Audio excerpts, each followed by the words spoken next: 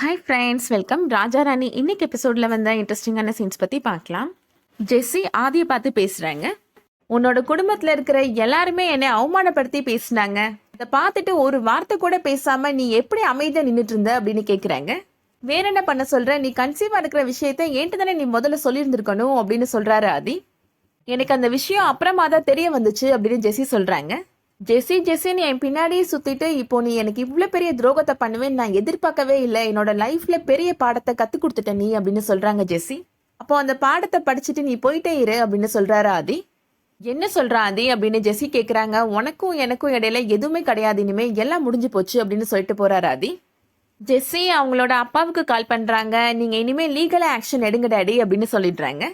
அடுத்ததா சந்தியா மனசுல நினைக்கிறாங்க, ஆதி அத்தைக்கு பயந்து போய் தான் உண்மையை சொல்லாம இருக்கிறானா இல்ல ஜெஸ்ஸியை ஏமாத்துற நோக்கத்துல தான் பழகுனானா எதுவுமே தெரியலையே அப்படின்னு யோசிக்கிறாங்க. அப்போ கரெக்டா ஜெஸ்ஸி சந்தியாவுக்கு கால் பண்றாங்க. அவசரப்படாத ஜெஸ்ஸி, நான் சொல்றத பொறுமையா கேளு ஜெஸ்ஸி, நீ எங்க இருக்கிற, நான் வரேன் அப்படின்னு சந்தியா சொல்றாங்க. ஜெஸ்ஸியை பாக்குறதுக்காக இப்போ சந்தியா கிளம்பி போறாங்க. சிவகாமி இப்போ அவங்க வராங்க. எங்க சந்தியா அவசரமா கிளம்புற அப்படின்னு கேக்குறாங்க. சந்தியா சொல்றாங்க, எனக்கு கொஞ்சம் வயிறு வலிக்குதா, அதனால பக்கத்துல இருக்க மெடிக்கல் ஷாப்ல போய் மெடிசன் வாங்கலான்னு போறேன் அப்படின்னு சொல்றாங்க.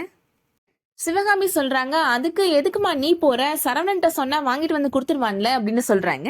இல்லத்த, அவருக்கு கடையில வேலை இருக்கும், அதனாலதான் பக்கத்துல தான் மெடிக்கல் ஷாப் இருக்கு, நான் போயிட்டு வந்துடுறேன் அப்படின்னு சொல்லிட்டு வந்துடுறாங்க சந்தியா. சந்தியா கிளம்பி போறத சரவணன் பாக்குறாரு. எங்க இவங்க இவ்வளவு அவசரமா போறாங்க அப்படின்னு யோசிக்கிறாரு. அடுத்ததா போலீஸ் ஸ்டேஷன்ல நடக்கிறத காமிக்கிறாங்க. ஜெஸ்ஸி அழுதுட்டே வராங்க.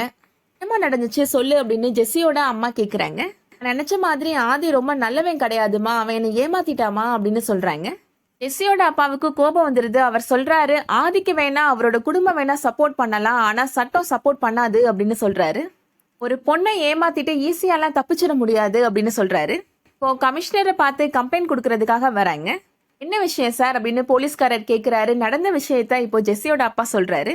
போலீஸ்காரர் ஜெஸ்ஸிட்ட சொல்றாரு, நீ ஐபிஎஸ் படிக்கிறேன்னு உன்னோட அப்பா சொல்றாரு, நாட்டுல என்ன நடக்குதுன்னு நீங்க நோட் பண்ணிட்டு தானே இருப்பீங்க அப்படின்னு சொல்றாரு. எப்படிமா ஒரு பையன்ட்ட போய் நீ இப்படி ஏமாந்து நிக்கிற அப்படின்னு சொல்றாரு. இந்த பையனோட டீடைல்ஸ்லாம் விசாரிங்க, அவன் மேல லீகலா ஆக்ஷன் எடுக்கலாம் அப்படின்னு சொல்லிட்டு இருக்காரு. அந்த டைம்ல கரெக்டா சந்தியா அங்க வந்துடுறாங்க. ஒரு நிமிஷம் வெயிட் பண்ணுங்க சார் அப்படின்னு சொல்றாங்க. தீவிரவாதிகள்ட்ட இருந்து இந்த கிராமத்தை காப்பாத்தின பொண்ணு நீதானமா அப்படின்னு கேக்குறாரு போலீஸ்காரர். ஆமா சார் அப்படின்னு சந்தியா சொல்றாங்க. நீங்களும் ஐபிஎஸ்க்கு ப்ரிப்பேர் பண்ணிட்டு இருக்கீங்க தானே அப்படின்னு கேக்குறாரு. ஜெஸ்ஸியோட அப்பா சொல்றாரு, அந்த ஆதின்ற பையன் இவங்களுக்கு கொழுந்தனார் தான் சார் அப்படின்னு சொல்றாரு.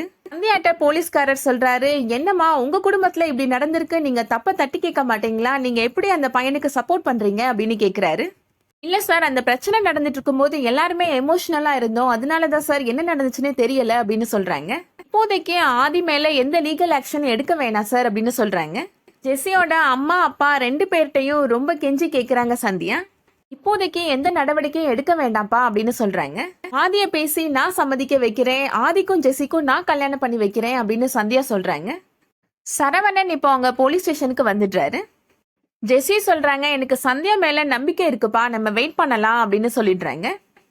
போலீஸ்காரர் சொல்றாரு, சந்தியா ரெக்வஸ்ட் பண்ணி கேட்டுக்கிட்டதுனால ஒரு 15 நாள் நாங்க டைம் கொடுக்குறோம், இல்ல அப்படின்னா இப்பவே நாங்க ஆதியை அரெஸ்ட் பண்ணியிருந்திருப்போம் அப்படின்னு சொல்றாரு.